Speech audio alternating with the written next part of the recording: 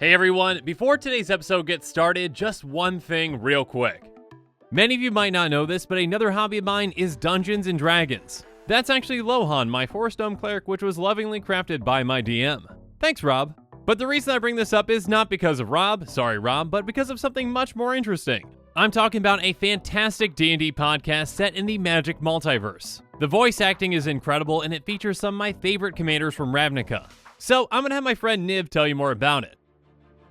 Citizens of Ravnica, I am the Firemind Niv-Mizzet, and I have something you might enjoy. Encounter Party is a D&D adventure podcast set in the world of Ravnica. Join 6 professional voice actors as they traverse an original campaign set during the events following My Dragon's Maze. Rest assured, Encounter Party stays loyal to canon and is full of Easter eggs and special surprises for longtime fans of Magic the Gathering.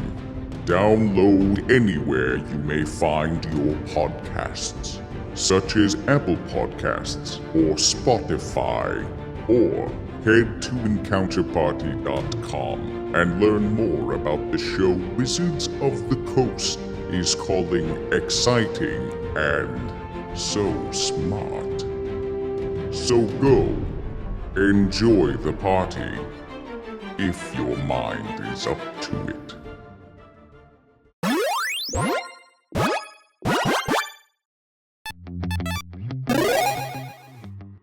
Hey everyone, Mitch coming in from the Commander's Core studio. Welcome to the show. So today's deck tech comes to you courtesy of Preston, who's been supporting this channel as a general tier patron, and I truly couldn't do this without the support from amazing patrons like Preston, so Preston, thank you so much. For the personalized deck tech, Preston chose Tazri, Beacon of Unity with a focus on the party mechanic. Tazri is a 4/6 human warrior that costs 4 and a white. She has this build costs 1 less to cast for each creature in your party. And by paying 2 or a blue, 2 or a black, 2 or a red, or 2 or a green, look at the top 6 cards of your library. You may reveal up to 2 cleric, rogue, warrior, wizard, and or ally cards from among them and put them into your hand. Put the rest on the bottom of your library in a random order. So party is a batching mechanic from Zendikar Rising.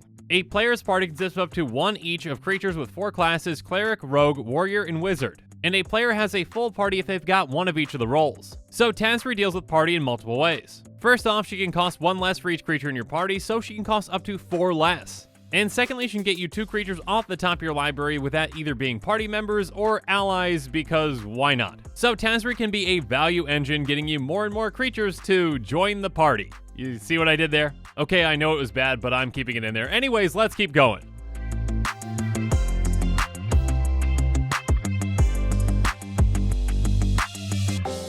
So first up, let's talk about some party members that also care about the party, if you know what I mean. Archpriest of Iona is a star 2 human cleric for a white. Its power is going to be equal to the number of creatures in your party. And then at the beginning of combat on your turn, if you've got a full party, target creature gets +1/+1 and gains flying until end of turn. So this can be up to a 4/2 for just 1 mana, and it can also help you get 1 creature through and pump it. And then there's Squad Commander, who's got plenty of squad goals. Okay, I'll stop with the bad jokes. Anyways, it's a 3/3 core warrior that costs 3 and a white. When it enters the battlefield, you get a 1/1 white core warrior creature token for each creature in your party. So this can essentially make you up to 4 tokens. And on top of that, at the beginning of combat on your turn, if you've got a full party, creatures you control get +1/+0 and gain indestructible until end of turn. So on top of making you a ton of tokens, this can also pump your team and protect them in combat. And speaking of protecting in combat, or just whenever, let's talk about Linvala, Shield of Seagate. Linvala is a 3/3 flying angel wizard that costs 1 white blue. She has at the beginning of combat on your turn, if you've got a full party, choose target non-land permanent and opponent controls. Until your next turn, it can't attack or block, and its activated abilities can't be activated. And by sacrificing Linvala, you choose Hexproof for Indestructible, and creatures you control gain that ability until end of turn. So essentially with a full party, you can shut down 1 non-land permanent and opponent controls. And on top of that, she's a great safety net for your team, protecting everyone with Indestructible or Hexproof. And then there's Zagreus, Thief of Heartbeats, a 4/4 vampire rogue for 4 black-red. Like Tazri, he costs 1 less to cast for each creature in your party, and he's got Flying, Death Touch, and Haste. On top of that, he also gives all your other creatures you control Death Touch. And then whenever a creature you control deals combat damage to a planeswalker, destroy that planeswalker. So this makes all your creatures incredibly deadly to creatures as well as planeswalkers. And the final one that I want to talk about in this category is Malakir Bloodpriest. It's a 2/1 vampire cleric for 1 and a black, and when it comes into play, each opponent loses X life and you gain X life, where X is the number of creatures in your party. So in a way, it's kind of like a mini Gary, but you're not going to be gaining as much life, but still it's a Gary that likes to party. Okay, I said I'd be done with the bad jokes, but I was wrong.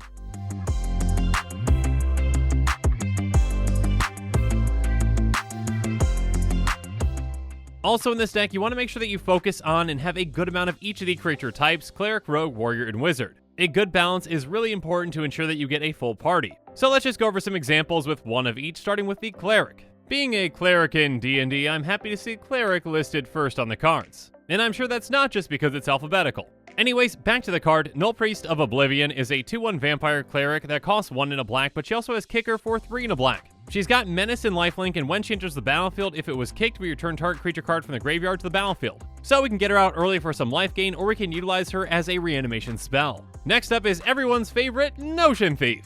A 3/1 human rogue with flash that costs 2 blue-black. He has if an opponent would draw a card except the first one they draw on each of their draw steps, instead that player skips that draw and you draw a card. So essentially their extra draws become your extra draws. And as for the warrior, let's talk about Alesha, who smiles at death. Alesha is a 3/2 human warrior with first strike that costs 2 and a red. She has whenever she attacks, she may pay Orzhov. If you do, return target creature card with power 2 or less from your graveyard to the battlefield, tapped and attacking. We've got a lot of low to the ground creatures in this deck, so she can come in huge. And as for the wizard, let's take a look at Grim Harrowspex, a 3/2 human wizard with more for a black that costs 2 and a black. It has whenever another non-token creature you control dies, draw a card. So this is some great board wipe insurance to draw us a lot of cards when it happens. And of course, who could forget the 5th party member, Changelings, which, okay, it's not really 5 party members, it's still 4, but a Changeling can be absolutely any of them. So a great Changeling like Unsettled Mariner can fill the gaps that you're missing. It's a 2/2 shapeshifter with Changeling that costs white-blue.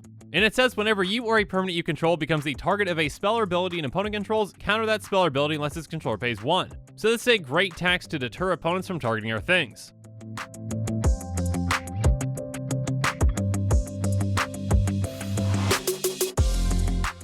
Now when it comes to removal, we've even got some party-based spells as well with Deadly Alliance and Journey to Oblivion. Deadly Alliance is an instant for 4 and a black, and it's going to cost 1 less for each creature in our party, so it can cost as low as just a black. It says destroy target creature or planeswalker. So yeah, a single mana to do that is pretty good. Journey to Oblivion is similar, an enchantment for 4 and a white, and it can also cost up to 4 less. When it enters the battlefield, we exile target non-land permanent an opponent controls until Journey to Oblivion leaves the battlefield. So this is basically an Oblivion ring that can cost just 1. And some party members like Wasali Pride Mage can actually help with removal as well. It's a 2/2 cat wizard with Exalted that costs green-white. By paying 1, we can sacrifice it and destroy target artifact or enchantment. We even have a counterspell that wants to join in on the party with Concerted Defense. It's an instant for just a blue, and it's going to counter target non-creature spell unless its controller pays 1 plus an additional 1 for each creature in your party. So for just 1 mana, we can counter a non-creature spell unless its controller pays 5 if we've got a full party.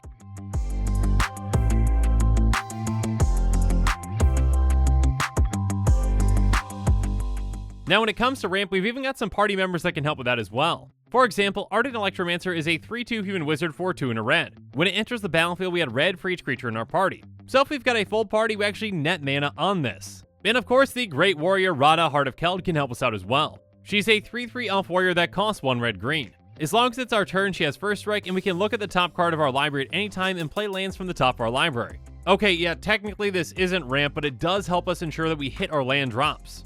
So just go with it. And also, Radha can be a huge threat. By paying 4 red-green, she's going to get +X until end of turn, where X is the number of lands that we control. So helping with those land drops is a pretty big thing.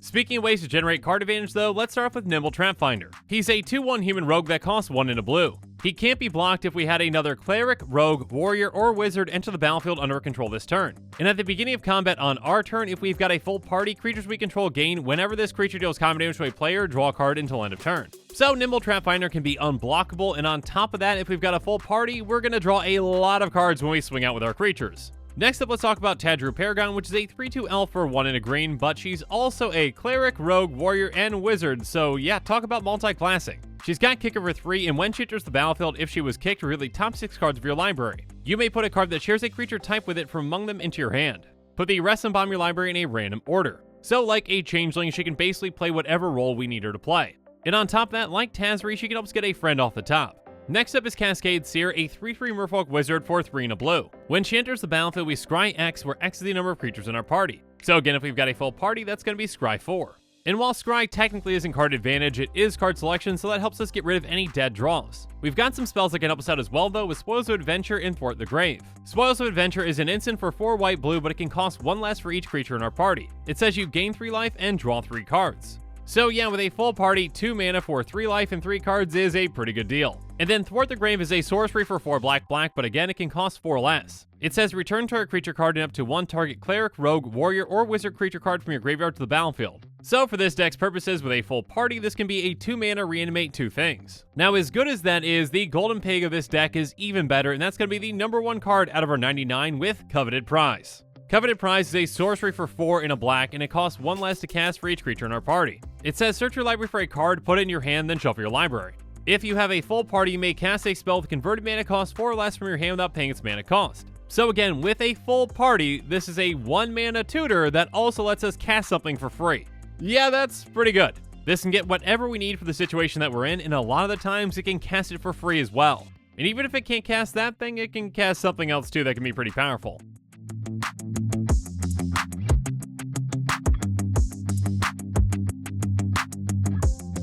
Now when it comes to finishing out the game, let's utilize all the creatures that we've got in play with things like Overwhelming Stampede. It's a sorcery for 3 green. It says until end of turn, creatures you control gain trample and get +X/+X for X the greatest power among creatures you control. So at the very least, if we've got Tazri in play, that's going to be +4/+4 and trample to all of our creatures. We're also going to be running some Anthem effects though, such as Collective Blessing and Rage Reflection, and these can help us throughout the game. Collective Blessing is an enchantment for 3 green white. It says creatures you control get +3/+3.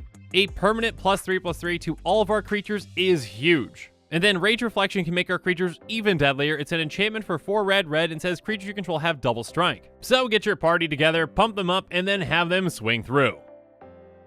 If you're looking to play this deck, consider joining the amazing PlayEDH Discord. It's a great way to play Commander over webcam. In the description below, you'll find their Discord invite link, as well as the tier that this deck has been approved at next to the deck list. So if you want to pick it up and play it as is, you can, and be sure to read their welcome information for more details. And with that, the show is coming to a close, so it's my turn to hear from you. So in the comments below, let me know your thoughts on this episode are, and as always, thanks again and have a good one.